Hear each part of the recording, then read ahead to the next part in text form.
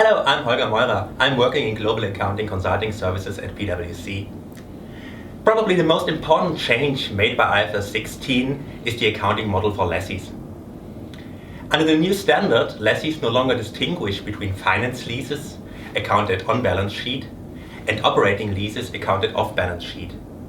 Instead, for almost all leases, the lessee recognizes a right-of-use asset and a corresponding lease liability.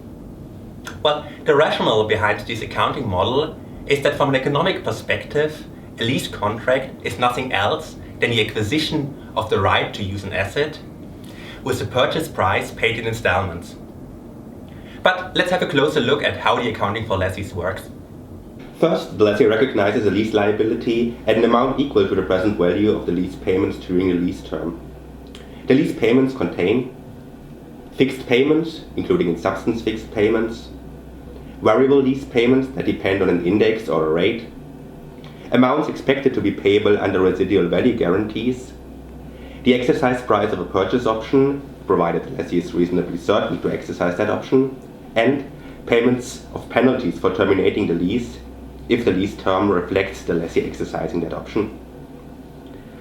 Variable lease payments that are linked to the lessee's performance derived from the underlying asset are not included in the lease payment unless they meet the definition of in-substance fixed lease payments. So, for example, payments of a specified percentage of sales made from a retail store or payments based on the output of a solar or wind farm are in general recognized in profit or loss in the period in which they occur. The same is true for variable lease payments that depend on the use of the underlying asset, such as payments if the lessee exceeds a specified mileage. The accounting for variable lease payments and the distinction between variable lease payments and in-substance fixed payments is very complex. We will focus on this area in a separate video. The initial measurement of the right-of-use asset contains four components: the amount of the initial measurement of the lease liability, any lease payments made to the lessor at or before the commencement date, less any lease incentives received, the initial estimate of restoration costs, and any initial direct costs incurred by the lessee. The provision for the restoration costs is recognized as a separate liability. So far for the initial measurement. But what happens in subsequent periods? The lease liability is subsequently measured using the effective interest method. The right-of-use asset is depreciated in accordance with the requirements of IFRS 16 property, plant and equipment, which will normally result in a depreciation on a straight-line basis. The lessee must also apply the impairment requirements in IFRS 36, impairment of assets, to the right-of-use asset. As actual lease payments can differ from the lease payments incorporated in the lease liability on initial recognition, the standard specifies scenarios when the lease liability has to be reassessed. One example of a scenario in which the lease liability has to be reassessed is the change in the amount expected to be paid under a residual value guarantee. If the lease liability is reassessed, the right-of-use asset is adjusted correspondingly. Variable lease payments that are not dependent on an index or a rate and hence are not included in the lease liability are recognized in profit or loss in the period in which they incur.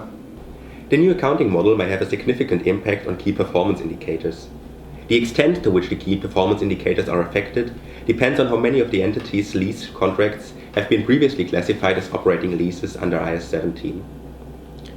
First of all, the new approach will obviously result in an increase in debt presented on a balance sheet, as lease contracts previously classified as operating leases now have to be recognized. But IFRS 16 will also influence the income statement. Under the new guidance, lessees will have to present interest expense on the lease liability and depreciation on the right-of-use asset in their income statement. In comparison with operating leases under IFRS 17, this will change not only the allocation of expenses, but also the total amount of expenses recognized for each period of the lease term. The combination of a straight-line depreciation of the right-of-use asset and the effective interest method applied to the lease liability will result in a higher total charge to profit or loss in the initial years of the lease and decreasing expenses during the latter part of the lease term. A very welcome effect is that under IFRS 16, EBIT and EBITDA will be higher for companies that have material operating leases. In the cash flow statements, payments that relate to contracts that have previously been classified as operating leases are no longer presented as operating cash flows in full. Only the part of the lease payments that reflects interest on the lease liability is presented as operating cash flow, it is the entity's policy to present interest payments as operating cash flows. Cash payments for the principal portion of the lease liability are classified within financing activities. Payments for short-term leases, for leases of low-value assets, and variable lease payments not included in the measurement of the lease liability are presented within operating activities. As a consequence of this new guidance, the operating cash flow will increase. So for the lessee, the new accounting standard will result in significant changes.